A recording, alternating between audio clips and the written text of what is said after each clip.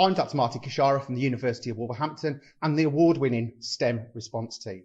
Now, over the last few weeks, we've been helping people make that transition from GCSE or to A-level or to BTECs, and we've also been giving those of you out there who may be wanting to go into higher education some fantastic advice about how to cope with the transition from your old world to the new world of a university career.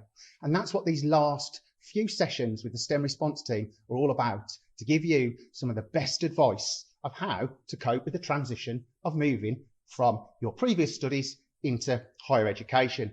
So what I'm going to do is I'm just going to give you a bit of an introduction about what we're going to cover in these sessions, and then a few handy hints and tips, if you like, about how we can learn in this new normal world that we're all going to be encountering fairly soon.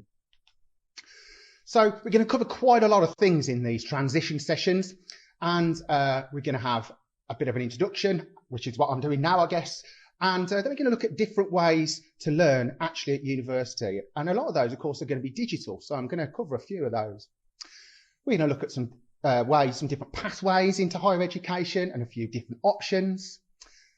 Look at personal statements and tips for better applications.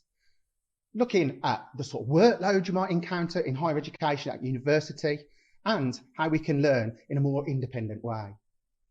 We're also going to look quite generically at some sort of standard university systems, using some of the systems here at the University of Wolverhampton as examples. We're going to look at motivation and stress management, because of course it can be a stressful environment to be in when we've got lots of deadlines mounting up and things like that. And then finally, we're going to look at student finance and some good tips for budgeting. Because of course, if you are on your student finance and that's paying for your course, but also maybe that's helping you live on a day-to-day sort of level, then of course we've got to know how to save some of that money and make it go a bit further. Okay, so that's what we're going to cover in our transition sessions. So if you want to find any of the content made by the STEM response team, you can follow us on our social networks, or go onto the University of Wolverhampton website, find out all our resources from there, including all of the videos in our catch-up sessions and our transition advice sessions, just like this one. So I'm sure you can see by now that we are living in very unprecedented times. The way we actually teach now has had to completely change, because we have to do it now at a distance. We can't just give out a worksheet or expect to do some reading. We've had to develop new ways using things like video to be able to engage our classes at a distance. And academics just like myself have had to develop whole new skill sets to be able to achieve these things. You might hear something called blended learning. You might hear that terminology being used. Universities now have had to combine the best things from learning online in a digital way, like using video, for instance, and using polling technologies and things like Kahoot, and I'll talk more about that in a bit.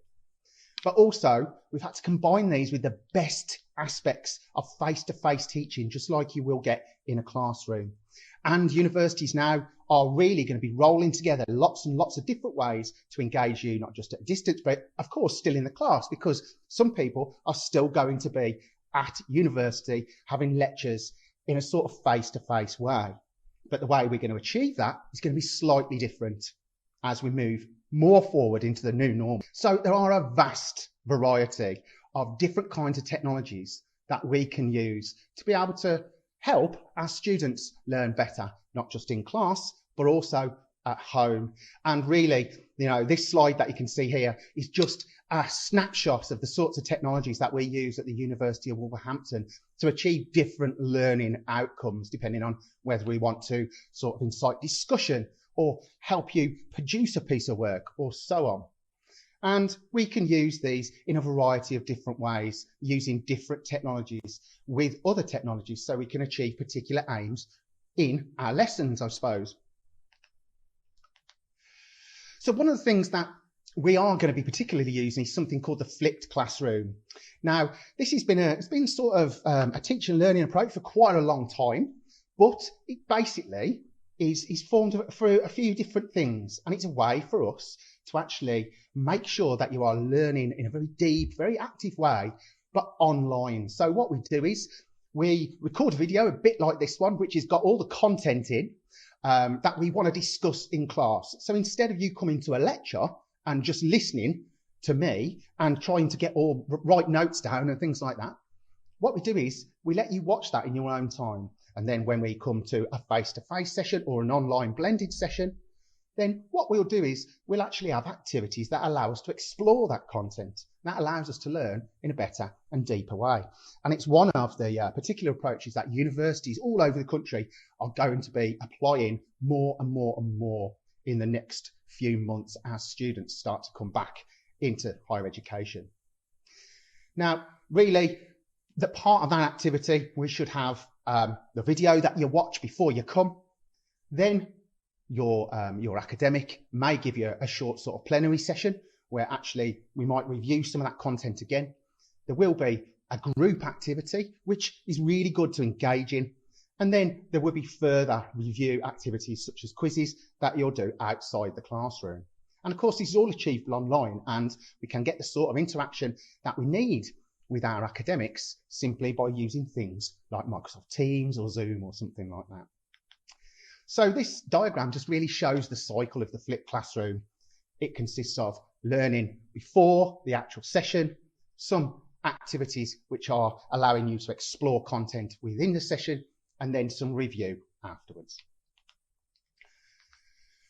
One of the things that we can do with the flipped classroom is help us learn in all sorts of environments, including the laboratory. And one of the things that University of Wolverhampton is very, very good at is using video for actually flipping the laboratory environment. So for instance, if I wanted to show one of my students a technique in the laboratory, it's a simple matter for me to make a video, again, just like this one, so you can be armed with all the knowledge you need of how to do a particular thing before you come into the laboratory. And that allows us to learn in a much more efficient way. So you may see some of this sort of video learning. It might not be lessons, but it might be techniques that you need to know. One of the things that we use video for as well, particularly, is to explore student assessments and to provide feedback. To help you understand what you need to do in an assessment is key for your success. And actually, this is one of the ways that I use video in my teaching and learning practice myself extensively, and it helps my students achieve their goals in a better and more efficient way. So again, this is just another way of your academics using video. So we talked about this flipped classroom, and actually there's lots of positive benefits. It does allow you to have a better relationship with your peers because you can collaborate on a piece of work very easily. It allows you to develop better relationships with your tutors, because remember, right, when you're in higher education, the relationship between you and your tutor is much more adult, right? Everybody's over 18, and actually we should be working in a very cordial but respectful way to be able to help each other learn, even in some cases. It also allows us to learn actively. So active learning just really means doing something and exploring a thing. All right. And actually, by thinking about it, by discussing it, by unpacking all of those sorts of things that we might need to know about something, doing some research in a group, for instance, actually allows us to understand things better, which is exactly what this whole flipped classroom thing does. It helps us understand. And of course, it is absolutely awesome because we can do it online or socially distanced. So it allows us to cope with the current pandemic.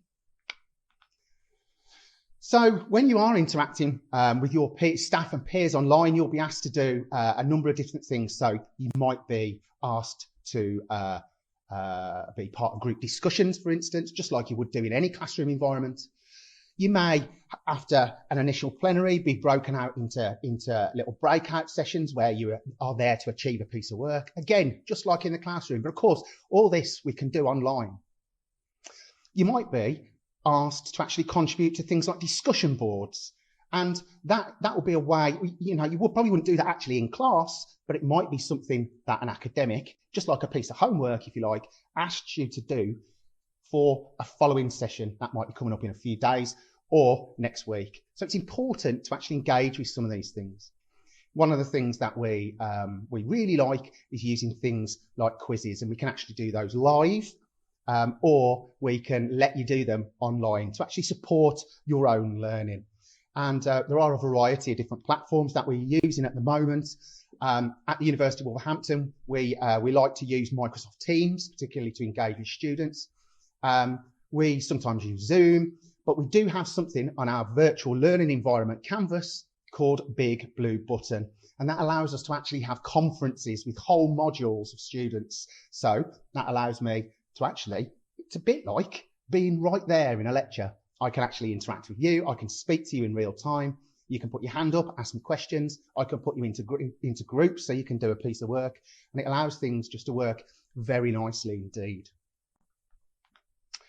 One of the tools I do like particularly is something called Socratic, and you will see this more and more and more, these kind of quizzing software, a bit like Kahoot you may have used already in your previous career in education.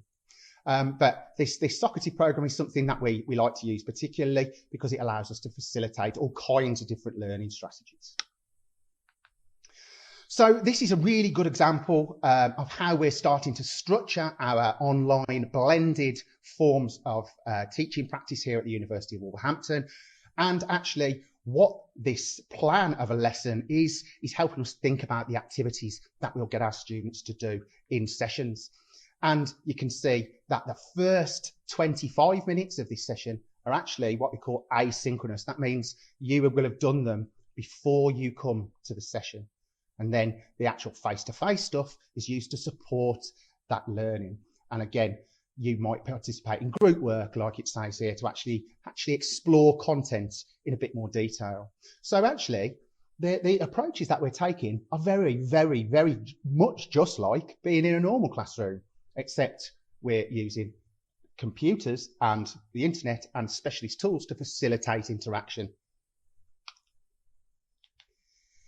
So when you do interact with people online, or you're joining a call or anything like that, there are some good things to have, and this is good etiquette. And these are just really, really good tips, particularly when you're joining a large conference call. Because don't forget, some of the classes that you might have at higher education might have hundreds of people in it, right? So follow these simple rules. So always join with your microphone off. All right, always, that's a definite must, right? Or as soon as the call connects, you switch your microphone off.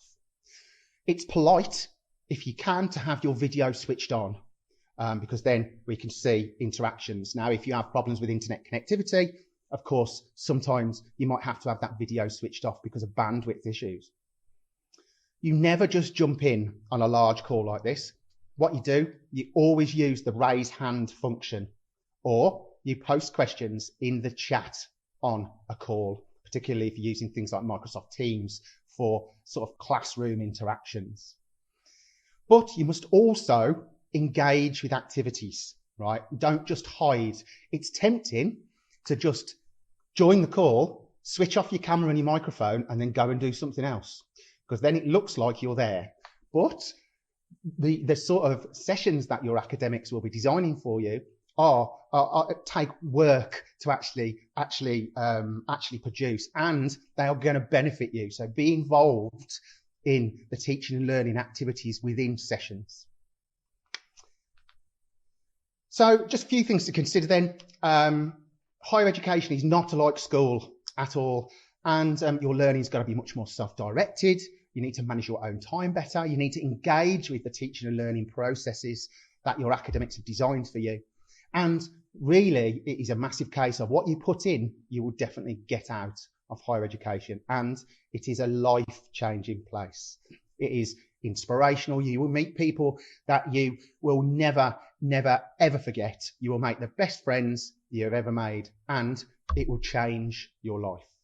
So I hope these sessions that the STEM response team are doing about transitioning to higher education you find really useful. Check us out on our website, and we'll see you soon.